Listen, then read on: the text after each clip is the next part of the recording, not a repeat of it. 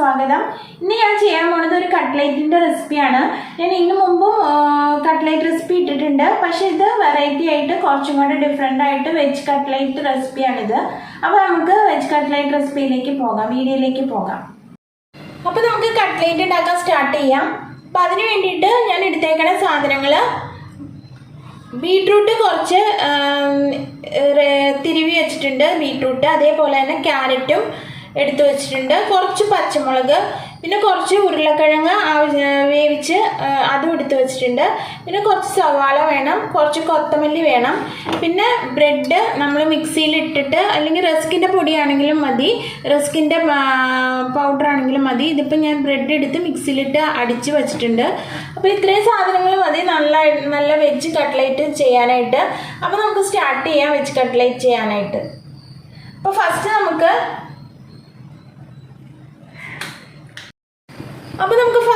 ഞാനൊരു പാൻ വെച്ചിട്ടുണ്ട്. അതിലേക്ക് നമുക്ക് ആവശ്യത്തിനുള്ള എണ്ണ ഒഴിച്ചു കൊടുക്കാം. കുറച്ച് എണ്ണ ഒഴിച്ചു കൊടുത്തിട്ടുണ്ട്. ഇനി നമുക്ക് നമ്മൾ റെഡിയാക്കി വെച്ചിട്ടുള്ള വെജിറ്റബിൾസ് എല്ലാം ഈ എണ്ണയിലിട്ട് നന്നായിട്ട് ഒന്ന് റോസ്റ്റ് ചെയ്തെടുക്കണം. അപ്പോൾ നമുക്ക് എണ്ണ ചൂടായി കഴിയുമ്പോൾ തന്നെ ഇത് ഓരോന്നായിട്ട് ഇട്ട് കൊടുക്കാം. എണ്ണ ചെറുതായിട്ട് ചൂടായി തുടങ്ങിയിട്ടുണ്ട്. അതിലേക്ക് നമുക്ക് ഫസ്റ്റ് നമ്മൾ അരിഞ്ഞു വെച്ചിട്ടുള്ള സവാള ഇട്ട് കൊടുക്കാം.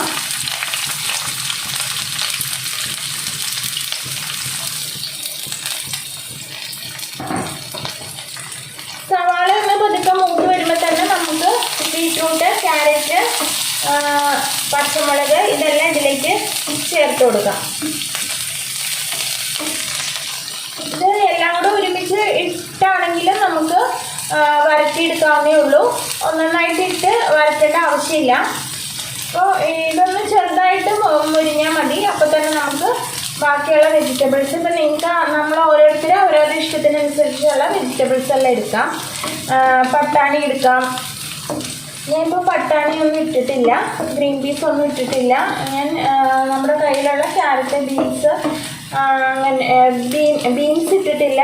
ബീൻസ് നമ്മുടെ കയ്യിലുണ്ടെങ്കിൽ അതും ബീൻസ് ഇതിൽ നമുക്ക് ചേർത്ത് കൊടുക്കാം. നമുക്കിതിലേക്ക് ബീട്രൂട്ട്, അതേപോലെ തന്നെ ക്യാരറ്റ്, ഇനി ഞാൻ കുറച്ച് ഇഞ്ചി വെളുത്തുള്ളിയും കൂടെ ചതച്ച് വെച്ചിട്ടുണ്ട്, അതും ചേർത്ത് കൊടുക്കാം.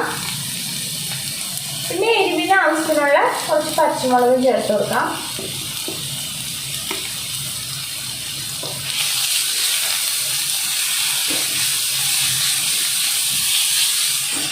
ഇതിലേക്ക് ആവശ്യത്തിനുള്ള കുറച്ച് ഉപ്പ് ചേർത്ത് കൊടുക്കണം.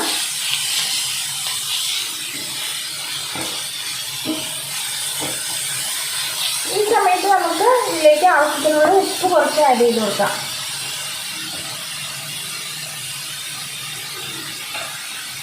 അതിന് മുന്നേ നമുക്ക് ഇതിലേക്ക് കുറച്ച് മഞ്ഞൾപ്പൊടി ചേർത്ത് കൊടുക്കാം. ഒരു 1/4 ടീസ്പൂൺ മഞ്ഞൾപ്പൊടി, അതുപോലെ തന്നെ ഉപ്പ്.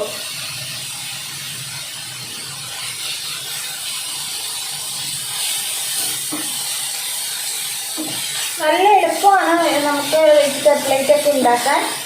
വെജെന്നല്ല, ഇപ്പോൾ ചിക്കൻ ആണെങ്കിലും നമുക്ക് പെട്ടെന്ന് തന്നെ റെഡിയാക്കി എടുക്കാൻ പറ്റും. ഈ കട്ട്ലേറ്റ് ഇങ്ങനെയുള്ളതൊക്കെ പെട്ടെന്ന് തന്നെ റെഡിയാക്കി എടുക്കാം.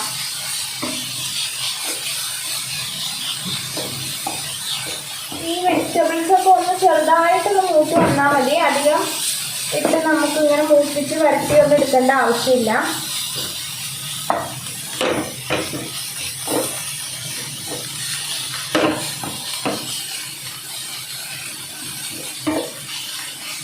ഇതിലേക്ക് ആവശ്യത്തിന് നമുക്ക് കുറച്ചുകൂടെ എരിവ് വേണമെന്നുണ്ടെങ്കിൽ മുളക് പൊടി ചേർത്ത് കൊടുക്കാം കേട്ടോ. അപ്പോൾ നമുക്ക് ഒരു 1/4 ടീസ്പൂൺ അളവിൻ്റെ മുളക് പൊടി ഞാൻ ചേർത്തിട്ടുണ്ട്.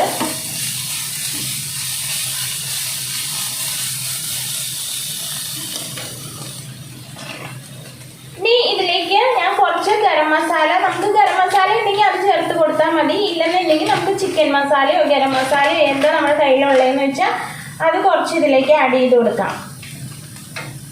അപ്പം ഞാനിതിലേക്ക് ഒരു ടീസ്പൂൺ ചിക്കൻ മസാല ചേർത്ത് കൊടുക്കുന്നുണ്ട്.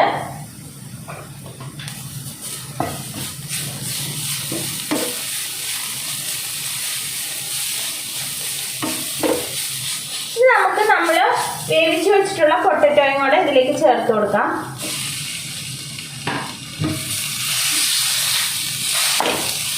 ചേർത്തതിന് ശേഷം നമുക്കിത് നന്നായിട്ട് ഇതിൻ്റെ കൂടെ തന്നെ നന്നായിട്ട് മിക്സ് ചെയ്ത് വെക്കണം.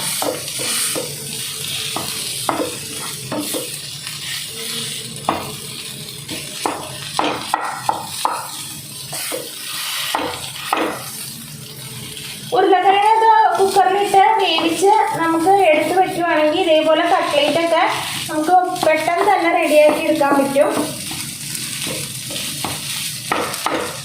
ഇതിൻ്റെ കൂടെ നന്നായിട്ട് മിക്സ് ചെയ്യാം. നമുക്ക് മിക്സ് ചെയ്തതിന് ശേഷം ഇനിയിപ്പോൾ നമ്മൾ എടുത്തു വെച്ചിട്ടുള്ള ഈ കുറച്ച് കൊത്തമല്ലി ഇലയും കൂടെ ചേർത്ത് കൊടുക്കാം. ഇതിലേക്ക് ചേർത്ത് കൊടുത്ത് ഈ സമയത്ത് നമുക്ക് ഇതിലേക്ക് ഉപ്പൊക്കെ നോക്കിയതിന് ശേഷം നമുക്കിത് മിക്സ് ചെയ്ത് കുറച്ച് നേരം ചൂടാറാൻ വേണ്ടി വെക്കാം. നമുക്ക് ചൂടാറിയതിന് ശേഷം നമ്മൾ മിക്സിയിലിട്ട് പൊടിച്ച് വെച്ചിട്ടുള്ള ബ്രെഡ് നമുക്ക് ഇതിൻ്റെ കൂടെ ചേർത്ത് കൊടുക്കണം. ഇത് നന്നായിട്ട് ഒന്ന് മിക്സ് ചെയ്തെടുക്കട്ടെ.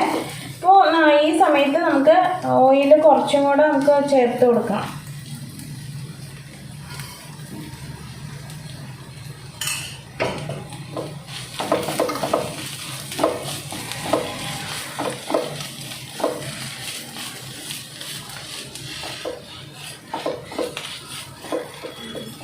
നന്നായിട്ട് മിക്സ് ചെയ്തെടുക്കട്ടെ. മിക്സ് ചെയ്തെടുത്തതിന് ശേഷം ഞാനിത് ചൂടാറാൻ വച്ചതിന് ശേഷം നമുക്ക് കാണിക്കാം.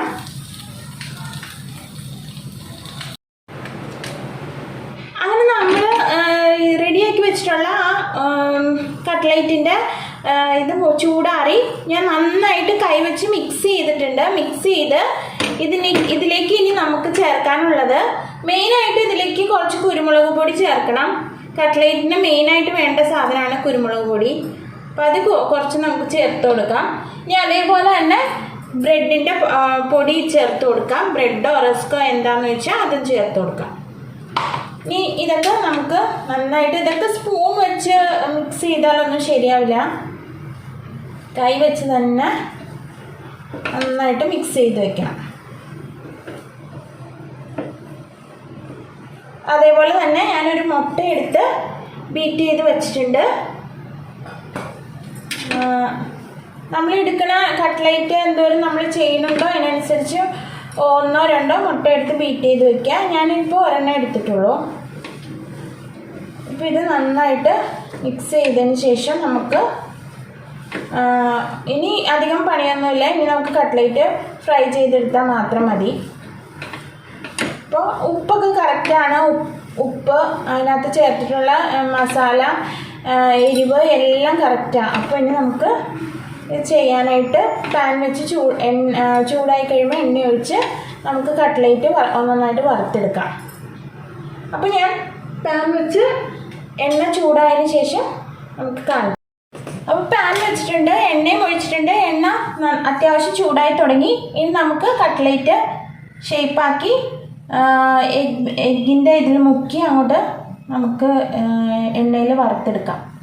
അപ്പോൾ നമുക്ക് വേണമെങ്കിൽ റൗണ്ട് ഷേപ്പിലാക്കാം, സ്ക്വയർ ഷേപ്പിലാക്കാം, നമ്മുടെ ഇഷ്ടത്തിനനുസരിച്ചുള്ള ഷേപ്പിലാക്കാം. ഇതിപ്പോൾ ഞാൻ ഇന്ത്യൻ കോഫി ഹൗസ് സ്റ്റൈലിലുള്ള ഒരു കട്ട്ലേറ്റാണ് ഉണ്ടാക്കുന്നത്. നിങ്ങൾ കഴിച്ചിട്ടുള്ളവർക്ക് അറിയാൻ പറ്റും. ഇന്ത്യൻ കോഫി ഹൗസ് സ്റ്റൈലിൽ ബീട്രൂട്ട് കുറച്ച് കൂടുതലായിട്ട് അവർ ചേർത്തിട്ടുണ്ടാകും. അപ്പോൾ ഈ ബീട്രൂട്ടൊക്കെ കഴിക്കാത്ത കുട്ടികളുണ്ടെങ്കിൽ നമ്മൾ ഇങ്ങനെയൊക്കെ ഉണ്ടാക്കി കൊടുത്താൽ മതി. കട്ട്ലേറ്റൊക്കെ കഴിക്കുമ്പോൾ അവർ അത് കഴിച്ചോളും. നമുക്ക് ഓരോന്നോരോന്ന് വറുത്തെടുക്കാം.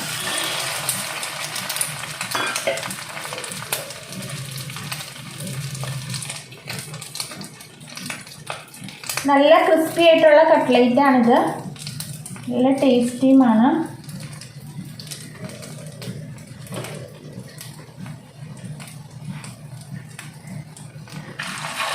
ഇത് എഗ്ഗിൽ നമുക്ക് മുക്കാതെ അങ്ങനെ തന്നെ ഇട്ട് ചെയ്താലും ടേസ്റ്റാണ്. അങ്ങനെയും ചെയ്യാം, ഇതുപോലെയും ചെയ്യാം. നമ്മുടെ ഇഷ്ടത്തിനനുസരിച്ച് നമുക്ക് ചെയ്തെടുക്കാം.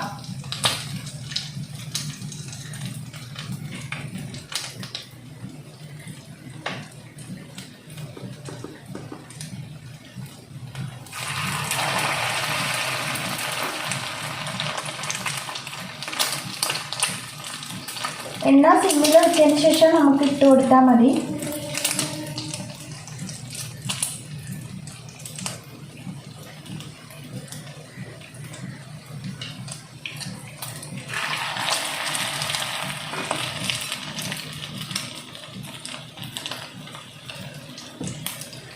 നമ്മൾ എണ്ണയിലേക്ക് ആവശ്യത്തിനനുസരിച്ച് ഇട്ടതിന് ശേഷം നമുക്ക് ഫ്ലെയിം കൂട്ടി വയ്ക്കാം. അതുവരെ സിമ്മിൽ തന്നെ ഇരുന്നാൽ മതി, അല്ലെങ്കിൽ പെട്ടെന്ന് കരിഞ്ഞു പോകും.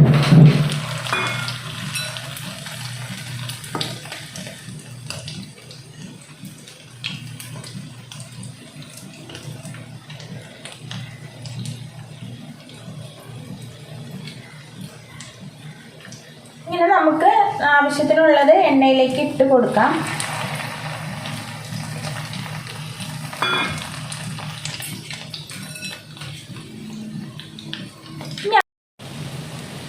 അപ്പം നമ്മളിട്ടിട്ടുള്ള ഒരു 5-6 കട്ട്ലേറ്റ് റെഡി ആയിട്ടുണ്ട്. നമുക്കിത് എടുക്കാം.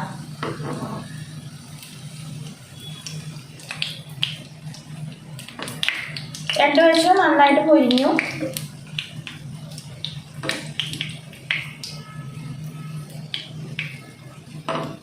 ഇതെടുത്തിട്ട് നമുക്ക് അടുത്ത ട്രിപ്പ് ഇടാം. അടുത്ത ട്രിപ്പ് ഞാൻ എഗ്ഗിൽ മുക്കാതെ അങ്ങനെ തന്നെ ഇട്ടാണ് അടുത്ത ട്രിപ്പ് ഞാൻ വറുത്തെടുക്കുന്നത്. അപ്പോൾ 2 ടൈപ്പിൽ ഞാൻ കാണിക്കുന്നുണ്ട്.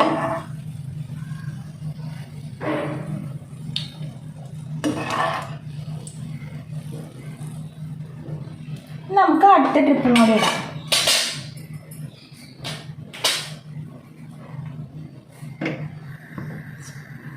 ഗ്യാസ് ഞാൻ ഫുള്ളിലാണ് വച്ചിട്ടുള്ളത്. ഇപ്പം നമുക്ക് ഇത് എഗ്ഗിൽ മുക്കാതെ നേരെ തന്നെ ഇടാം. നമ്മുടെ നല്ല ക്രിസ്പി ആയിട്ടുള്ള വെജ് കട്ട്ലേറ്റ് റെഡി ആയിട്ടുണ്ട്. ഇതുപോലെ എല്ലാവരും ഒന്ന് ട്രൈ ചെയ്ത് നോക്കണം. അതേപോലെ എൻ്റെ വീഡിയോസ് ഇഷ്ടപ്പെടുന്നവർ ഒന്ന് ലൈക്ക് ചെയ്യണം, ഷെയർ ചെയ്യണം, കമൻറ്റ് ചെയ്യണം. അടുത്തുള്ള ഒരു ബെൽ ബട്ടൺ ഉണ്ട്, അതൊന്ന് പ്രസ് ചെയ്യണം. അപ്പോൾ അടുത്തടുത്തുള്ള വീഡിയോസ് കാണാൻ പറ്റും. അപ്പം നമുക്കിനി അടുത്ത വീഡിയോയിലൂടെ കാണാം. നന്ദി, നമസ്കാരം. Thank you.